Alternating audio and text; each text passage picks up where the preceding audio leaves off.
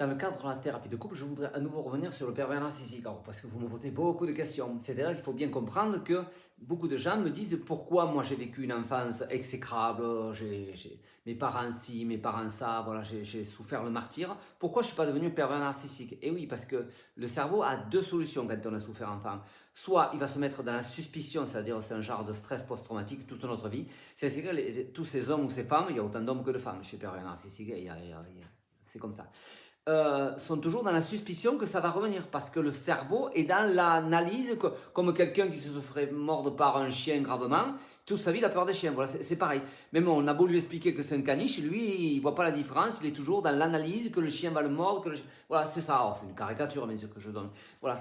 Et il faut bien penser que ça représente une minorité, heureusement d'ailleurs, parce que déjà, alors ils sont 10-12% à peu près, tous les autres ça va devenir des sauveurs. Eh oui, c'est eux les sauveurs. C'est eux, ils ont tellement souffert enfant qu'ils ne supportent pas la vision de quelqu'un qui souffre. Donc ils vont être dans l'aide permanente, dans le sacrifice, dans l'abnégation. Voilà.